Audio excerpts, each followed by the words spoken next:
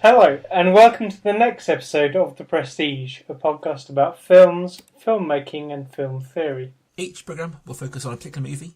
We'll talk about a movie, review it, what our thoughts on it, and use that movie as a jumping off point into a larger film theme. And we'll end with some recommendations, more or less, based on each week's choice. And begin by introducing ourselves. God help us all, it's Rod's turn this week. My name's Rod Maythorne. I've spent the last 10 years working in the British film industry, working on films like Gravity and World War Z, and also little budget, no-name horror films like The Reeds and Gallowwalker that no one's ever heard of. I worked as a colourist, working in the editorial and camera department.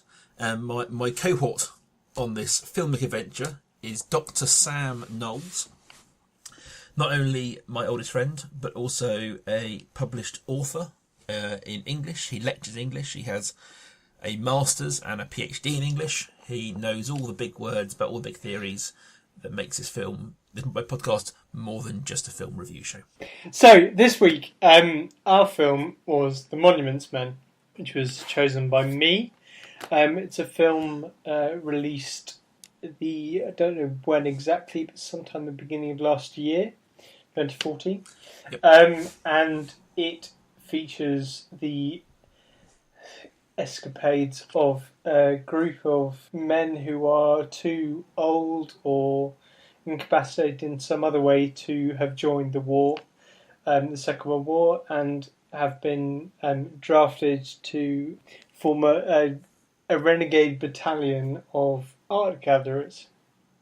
People who've been sent out, and they are headed by George Clooney, who himself is a professor of what looks like art history, although is it specified? I don't think it is. General art. Okay, general art. And he gathers his team together and they go off into war-torn France and Holland and also Belgium and then Germany in the latter period of 1944 and then into 1945, trying to salvage art that's suffered the ravages of war. Rob, your thoughts? I really wanted to like this film. I really liked the cast. Is very good. I'm a big fan of George Clooney as a writer and director and an actor, but I didn't. It felt kind of, I suppose, baggy is the way I'd put it. Like, the narrative was a bit kind of winding, confusing, and you didn't really get a lot of what was on the line. And I thought that the ideas behind it was brilliant, and the values that the film is trying to instill and trying to put across are great. But the film itself, I felt, kind of lacked strong direction. Mm-hmm. I think that, at this point, Clooney's made a few films as a director, and almost all of them come out the gate with a very strong, normally political, but often value-based message and morals. And sometimes they work in films like Ides of March, and this time I felt it didn't quite work. It was just a bit of a not really interesting film, which is sad given the cast. I'm a big fan of a lot of the cast. But it felt like a film that could have been done better as a 10-part TV series. Yeah. Something like Band of Brothers, where you can take these guys and each week's a different bit of it, because you've got so many different stories going on with Kate Blanchett in France. You've got people there, people at the mine, people at headquarters. This group that kind of came together, then got split up. It felt like there were different stories going on, and it could have been stronger as a TV show. That being said, I thought visually it was outstanding. I thought that it looked beautiful. I think that all the actors did great work with their roles, and I do think it did have a message which a lot of films lack. I just felt that as a cohesive bit of cinema, I was a bit at times bored. Yeah, I would completely agree with you. Those who were listening last week will know that I picked this one not because I liked it, but because I hadn't seen it yet, and it was a chance to see it. It was, as you said, I really wanted to like it, because I do like all the people, all the actors in it, and there were parts that I thought were brilliant, but they didn't hang together. And as you said, it would have been good to have a TV episode focus on each part. So the sort of story between Kate Blanchett and Matt Damon, which I can't say properly. I can never say properly. All right. But the sequence between them in Paris, I thought was very good. It didn't seem to fit with everything else. And you could have said the same about sort of moments between George Clooney and Hugh Bonneville, say, or between John Goodman and several of the other characters. That it just didn't seem to fit together, which I suppose is kind of one of the messages of the film, right? That it's about people who don't fit together and yet who still have a purpose. Yeah, I would in its plus column, and I've mentioned this several times in the podcast. Is that so many films these days are sold by hitting things hard, and that the physical, violent victory is the end goal. And it was really refreshing to see a film of this sort of prestige and this size where it isn't about killing people. And yes, people do die, and yes, there is bits of violence on all sides, but it's very much a film that isn't at any point sold by violence. That's a very telling moment with, I think it's Bill Murray's character and a German, clearly young soldier, who they kind of have this standoff in the woods where they kind of everyone's got their guns pointed at each other, and they just kind of sit down and chat and have a cigarette, and everyone goes on their own way. And it was really like I felt like at times the film was strained towards traditional tropes, but I think that's more about me as an audience member expecting that. Expecting a shootout, expecting a chase, expecting a violent scene. It's interesting you should pick that moment because that and the German soldier doesn't speak English, and the one thing he can say in English is John Wayne, and it's self-consciously modelled on the final shootout, the good, the bad, and the ugly, that triangle. Yes, and yet there's no. There are guns, but there are no guns being fired here. It's an interesting take on that. Yeah, but I am sort of scrabbling around to find things I liked about this, things to put into the plus column, because in general I thought it was fairly dull. Yeah, and I would echo your comment of that. Lots of individual scenes were brilliant, and lots of individual moments were really good. But it just didn't have to. I mean, like the John Goodman's character, who has to stay with one of his compadres as he passes away. He was brilliantly done. That whole scene, that whole storyline there was brilliant. But at no point did that storyline interact with any other storyline. No. And I really liked the John Goodman, Jean Dujardin, who was the two characters, storyline. I liked it, but I wasn't sure why I was there when the others were over here. But it just felt, as you say, it didn't hang together. No. It was... Yeah, I wasn't sure. I also wasn't sure about the fact that George Clooney was involved so much in this. Sort of the writing and the direction and the production, and at times it felt a bit much like he wanted to do everything, and this was a bit of a vanity project for him. Yeah, I think that he has in recent years kind of strayed a lot more into writing and directing, because he wrote Good Night and Good Luck, Leatherheads, Ides of March, and then this.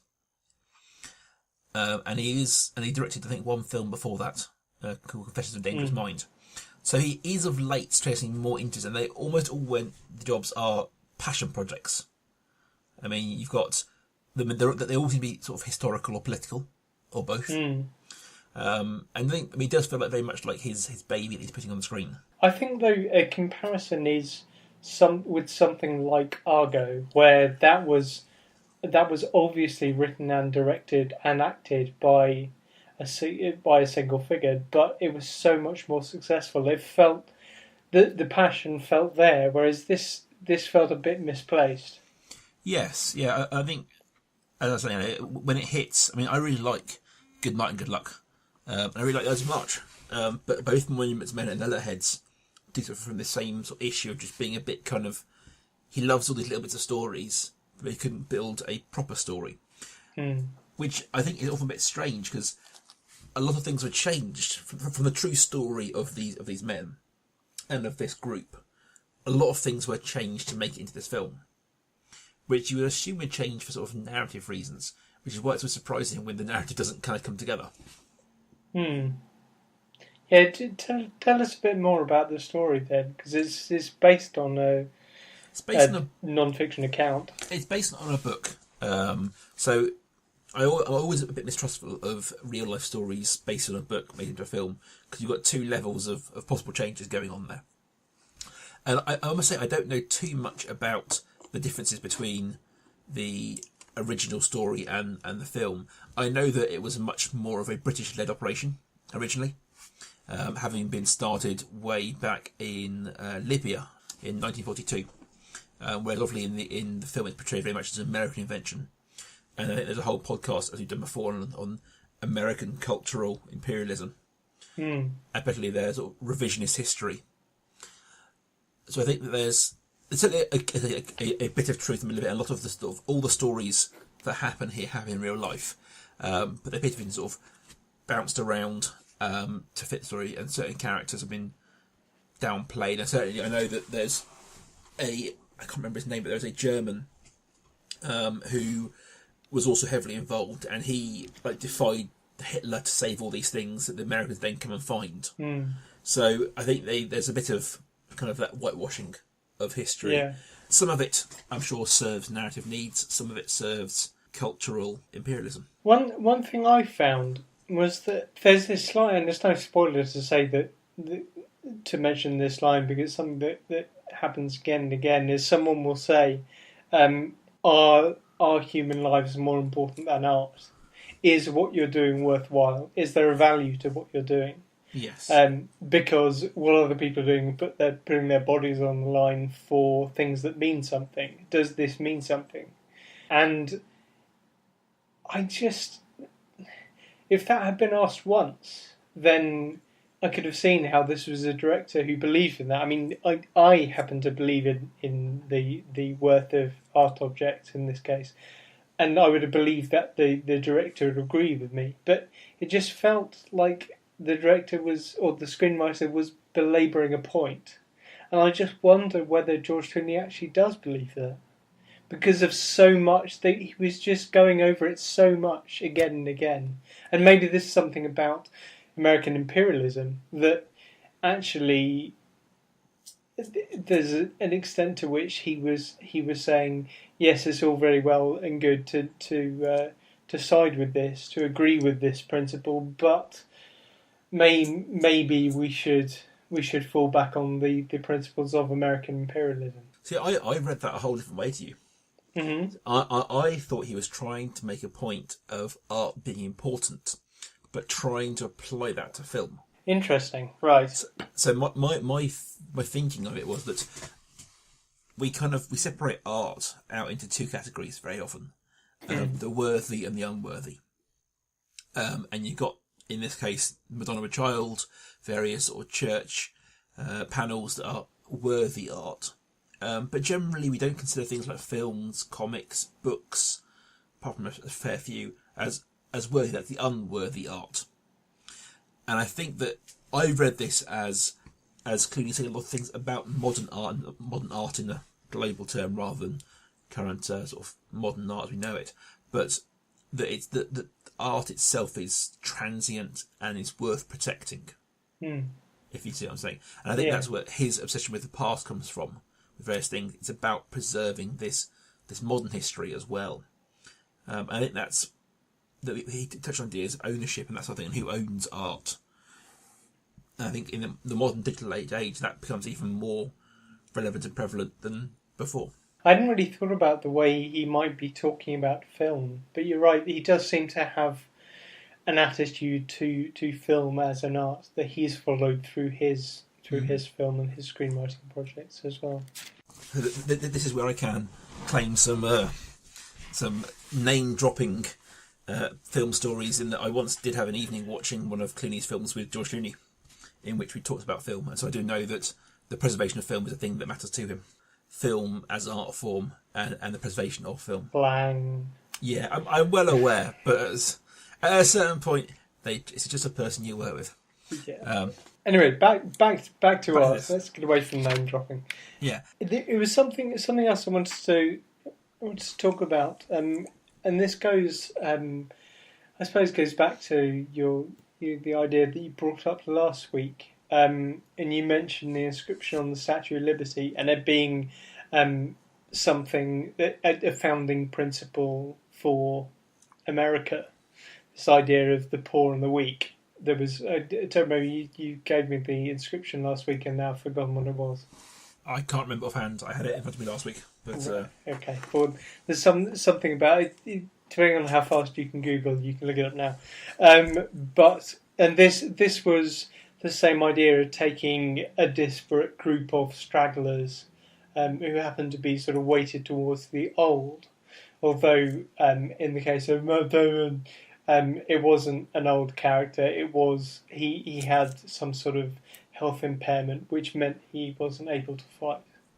But that was, it was a sense of these I suppose these outcasts of society being brought together and contributing to something that in other war films it's been the preserve of the healthy young, is it American soldier maybe, who joins up and is sent off to war. And I thought that was interesting in this war film, because it's a war film that's, well, again, it's a something film that's not about that something, but it's a war film that's not really about war.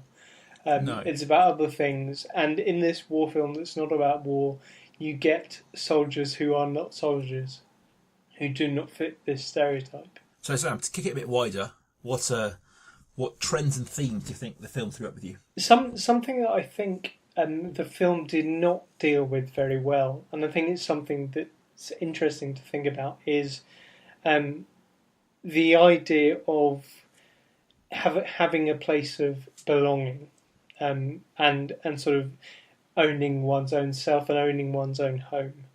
And Rob can name drop film stars. I'll just fall back on quoting Theodore Adorno. And he wrote, as a part of morality, not to be at home in one's own home. And he knew what he was talking about, and he hadn't been to film screenings with George Clooney. He was a displaced Jew himself who'd left Germany. And that was something that I didn't feel this film dealt with particularly well. Although there was that one scene where Matt Damon, at some point I'll grow up, but you know, it may not happen. He comes back to this ransacked house and rehangs a painting and says, "Well, this is the start of something." And Cate Blanchett says, "They're gone. You've got to accept this. They're gone. They're not coming back." And that was something that could have been pushed in that way in that scene, and yet wasn't. And that idea of that question raised about to whom these art pieces belong to was something that I felt was never really addressed in the film, or addressed sufficiently. Yeah, I think there was obviously Cate Blanchett's character, who is a French collaborator / resistance fighter, who fight Matt Damon a lot on the idea of where these, when they rescue these art pieces from the Germans, where are they going? And all through the film, the Americans very much should return them to where they came from, and they do succeed in doing that. Yeah, that's what I mean. They there's a lot of talk about returning them to, I don't know, Salzburg or Vienna or whichever city they come from, but it's never say, "Oh, we have to return these to the people to whom they belong." Yes, and I mean, I think there's quite a sort of strange dichotomy in the film, certainly, that particularly Hugh Bonneville's character talks a lot about these pieces of art belonging to the world, and they belong to humanity, but they also belong to one small church in Salzburg.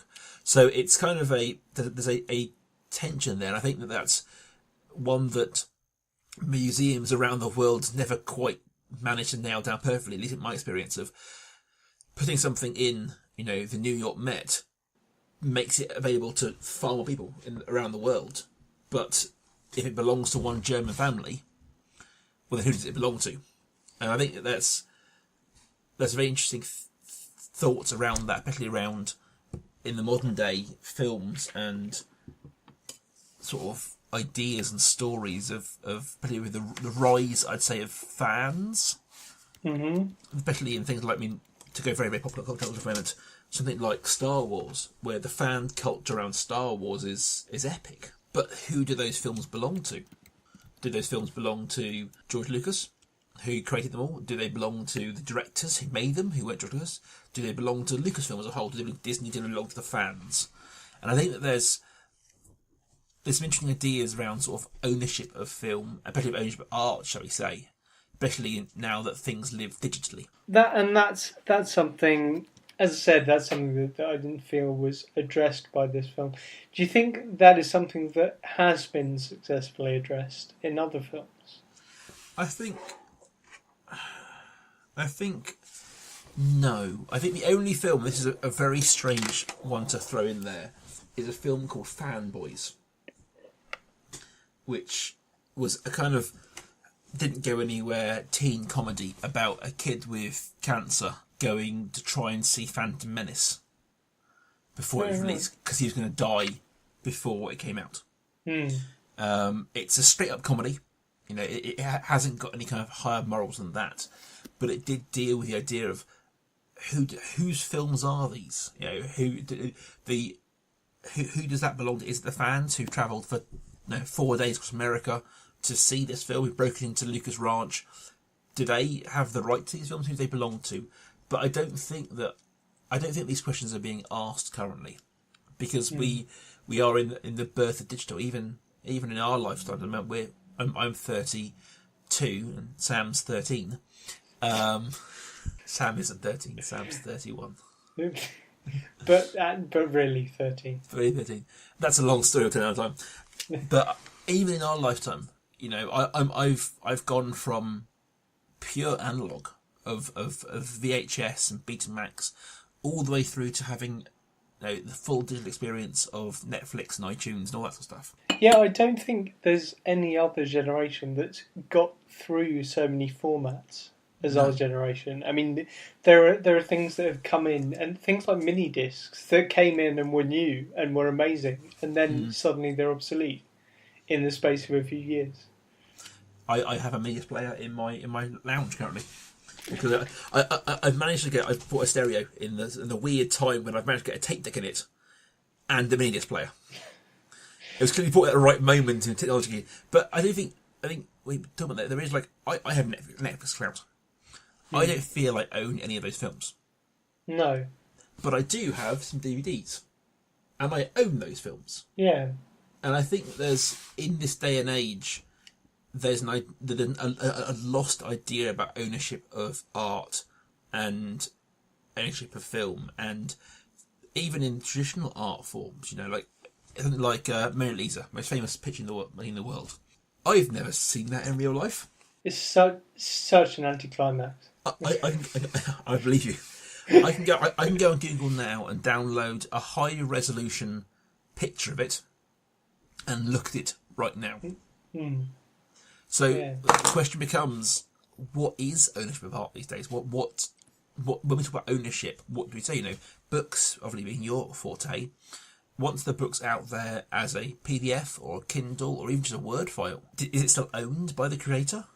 See, that's an interesting thing, because you've got a room full of various stuff.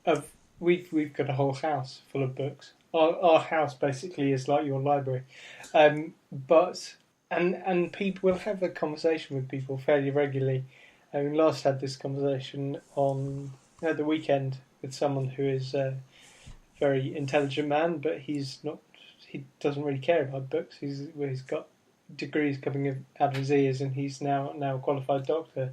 But he admittedly has no time for books, and is fascinated by the number of books we have in the house. And we will talk about how you use a Kindle and a book for different things, and the fact that both of us have Kindles in the house doesn't preclude buying books and enjoying buying books. No. And there's something that I have trouble getting over to people is how much I enjoy having books. And it's not... People try and justify books over Kindles by saying, oh, they feel nice and they smell nice and it's nice to turn the pages. And I agree a little bit with that. And I also find, in terms of teaching from a book, it's much easier to teach from a physical book than teach from a Kindle. But there's something else. There's something... I'm not sure what it is about owning and we were talking about pieces of art, but owning a book. I like that, something subconsciously that pleases me about being able to look up now and see a couple of rows of books and know that I own those books and could take them and read them. I'm not going to now because that would be a weird podcast. But I could move Professor Moriarty to one side while we're dealing in jokes. Let's just carry on. And I could pick up a book from my shelf.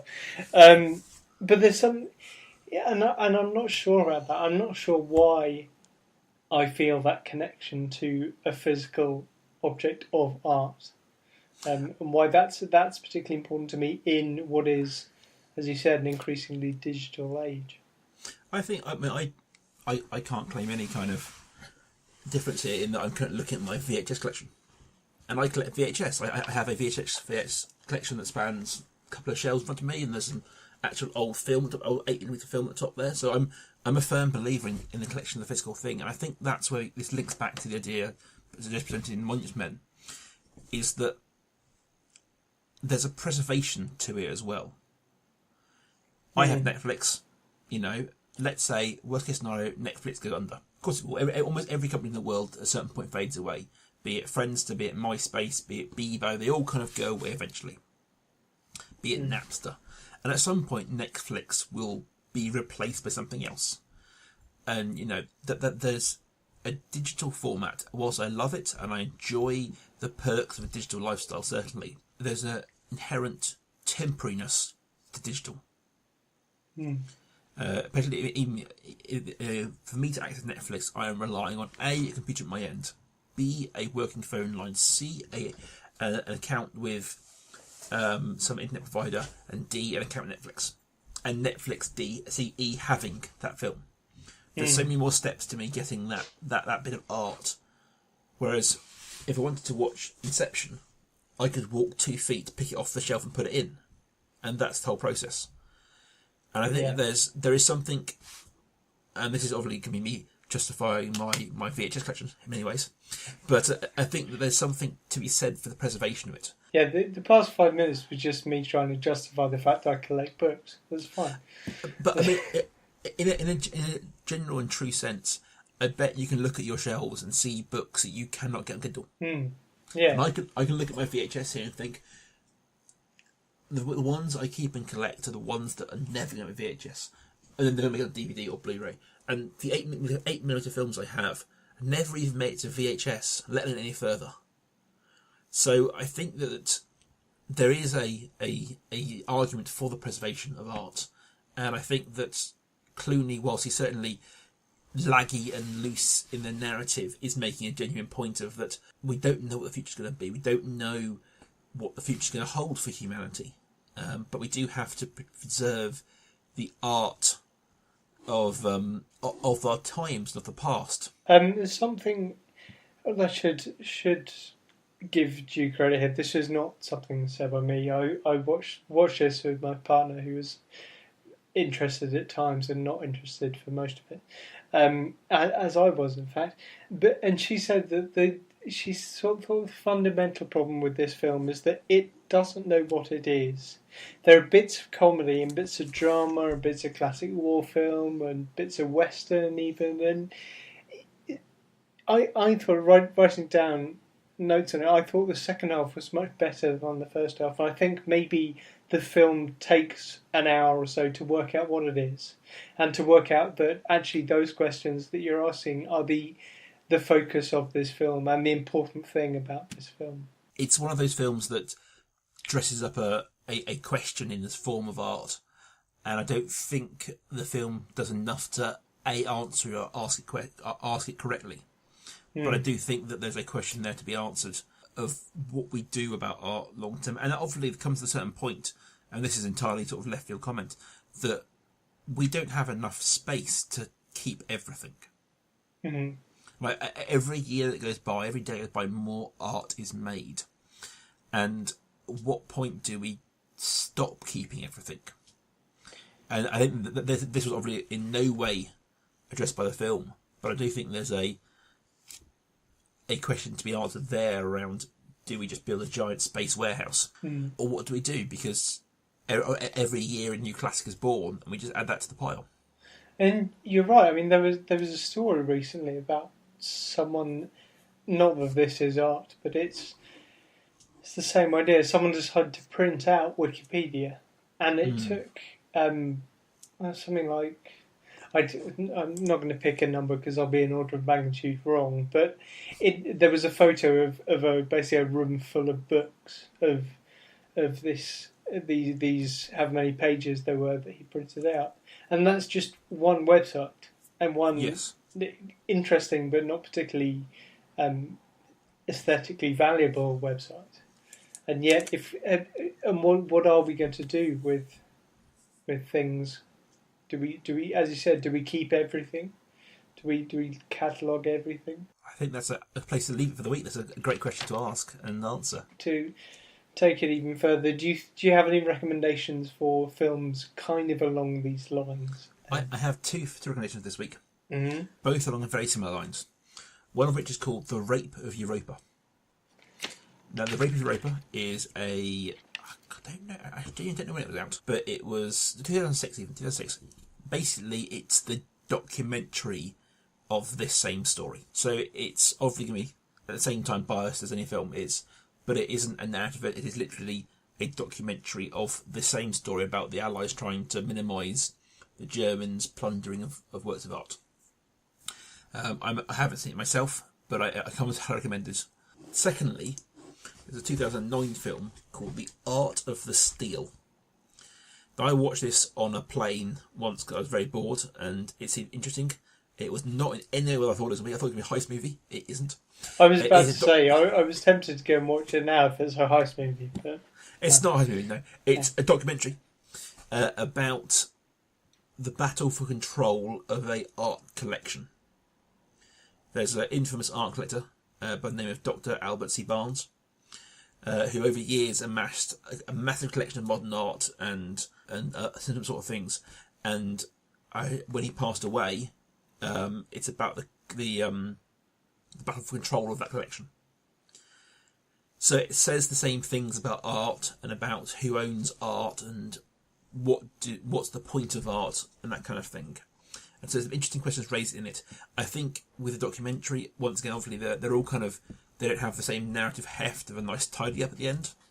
But it does do a better job at answering some questions. I've got two as well. I actually wrote down the third as we were talking. I can't really recommend that because I haven't seen it. Did you see Woman in Gold?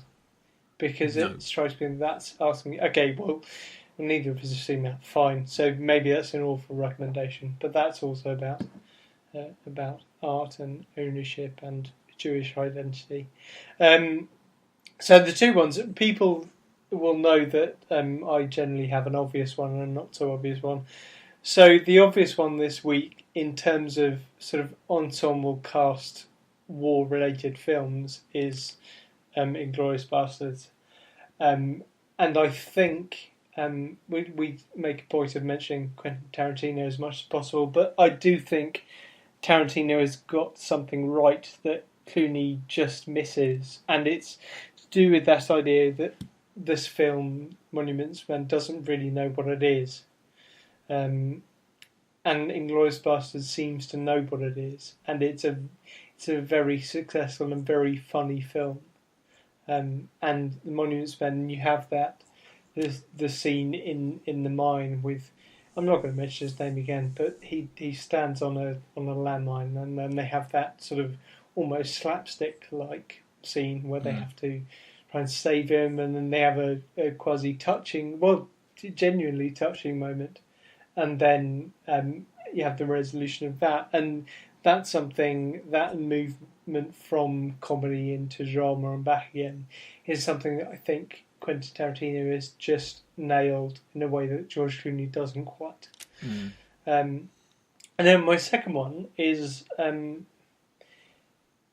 was sort of, I enjoyed it unexpectedly because it was from a time when you don't really expect good films to come out. It was the doldrums at the end of last year, and I went into it with not particularly high expectations, although actually it does share an actor with Inglourious Basterds, and he was one of the only reasons I wanted to watch it, is the film Big Eyes, from the end of last year, which is a much better film about art and ownership, although it does have Amy Adams in, and I just can't stand Amy Adams, but Christopher Waltz is brilliant, and there are lots of other good things to recommend about this film, so I would say that would be one to check out. Excellent. I will check that one out. I haven't seen that last one there. If you want to get in touch with either of us on Twitter, you can do so on the joint account, which is @Prestige Podcast, or my personal one, which is @life_academic. Or you can find me at Rob Kaiju. Next week, Rob, it's your choice. What are we going for? We're going for Bang Up to Date, and we're going to go and see Ant-Man, the latest release from the Marvel Studios, starring Paul Rudd as the titular Ant-Man. I enjoy going to see that, and I believe you've seen it already. I have. I saw it last night. We'll have a chat. We'll see you guys next week. Bye.